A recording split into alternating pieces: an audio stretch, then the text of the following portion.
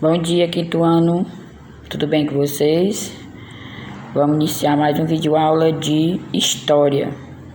Que Deus nos dê força, coragem, proteção, sabedoria, tranquilidade, né? O mundo está precisando de tranquilidade,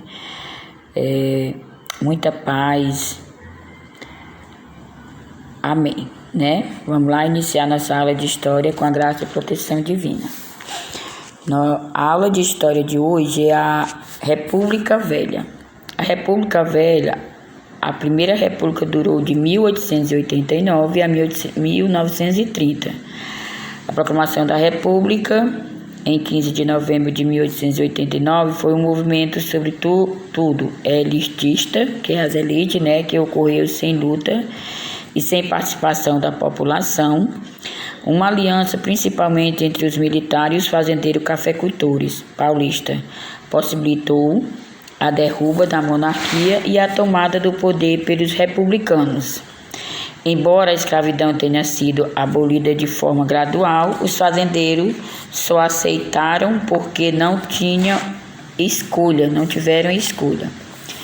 Nesse período, a província de São Paulo ficava mais rica por causa da produção do café. A República interessava mais os produtores de café, pois esse queria ter o maior poder no governo. Então, a República Velha teve a República da Espada, de Deodoro da Fonseca e Floriano Peixoto, teve os símbolos republicanos, teve a República da Oligarquia, Prudente de Moraes, teve a República do Café com Leite, Campos Salles, Cientilismo, teve muitas revoltas e Deodoro da Fonseca fez o encilhamento e a Constituição. Vamos lá conhecer cada um. República da Espada. Desdobramento do encilhamento. A revolução, a especulação, financeira provocou uma desordem nas finanças do país. Enorme desvalorização da moeda, forte inflação e grande número de falências, desastre para o Tesouro Nacional, individualmente. Então, a República do Café com Leite. O governo Prudente de Moraes foi marcado por uma série de insurreições, negociou o fim da República Federativa, enfrentou a Revolução da Escola Militar e a instituição e o clube militar foram fechados, e a Guerra de Canudos sofreu ainda um atentado promovido por um oficial florianista. Então, o convênio de Taubaté, o governo garante o preço mínimo do café, compra os excedentes, faz estoque do produto para esperar a sua valorização e criar a caixa de conversão que mantém o câmbio da moeda a favor dos cafeicultores. Essa é a República do Café com Leite, que aconteceu entre São Paulo e Minas Gerais. São Paulo com café e Minas Gerais com o leite, por isso que foi conhecida como República do Café. Proclamada a República, militares e oligarquias agrárias disputam o poder. Na cidade, as camadas médias e a burguesia industrial nascente querem participação política. E a Igreja Católica é aliada ao poder. No campo, vigora a lei dos coronéis, que nós chamamos de coronelismo. Coronel era o nome pelo qual os latifundiários eram conhecidos. Usava seus prestígios pessoal para arregimentar votos, em troca dos quais obtinha financeiramente do governo. Ou obras infraturas, como barganha política, quando maior o curral eleitor, número de eleitores que o coronelismo. Também que eles tinham o voto do cabresto, que eles eram obrigados a votar, certo? Os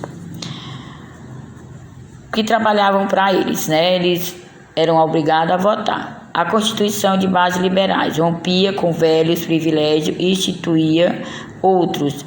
Por exemplo, a fim do voto concitariano Entanto, analfabetos perdiam o direito de votar, né? Lá só votava quem soubesse ler, e os engenheiros, donos do café, as mulheres também não tinham direitos de votar, certo? A República Velha é a luta pelo poder, os cafeicultores e a classe média militares. Política dos governadores. Os governadores do estado e o presidente da república faziam acordo político na base de troca de favores para governar de forma tranquila. Os governadores não faziam oposição ao governo central e ganhavam em troca deste apoio liberação de verbas federais. Principais pontos. O Brasil passava a ser uma república federativa, presidencialista e representativa. O Estado brasileiro ficava estruturado em 3 poderes: o executivo, o legislativo e o judiciário. Todos os maiores de 21 anos tinham o direito ao voto, exceto as mulheres, frades, mendigos, analfabetos e soldados. Somente o primeiro presidente e vice seria eleito de forma direta.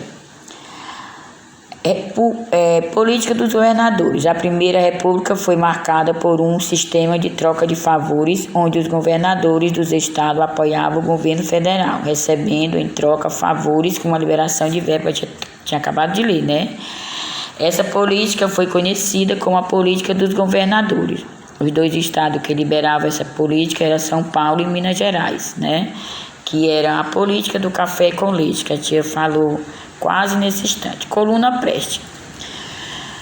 Foi por essa época que o então capitão Luiz Carlos Prestes levantou suas tropas em Santo Ângelo, no Rio Grande do Sul, e se encaminhou para a Foz do Iguaçu em 1925, com a fusão de Coluna Paulista e da Coluna Riograndense. Originou-se a Coluna Prestes.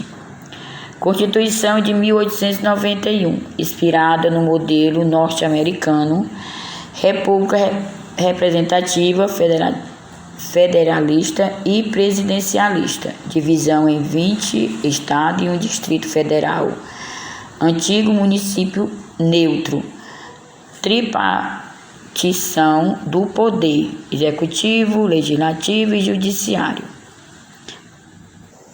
Essa foi a nossa aula de história, que está na página 89, 90, 91, 92, 93, até 94, onde já começa a atividade, 94, 95 e 96.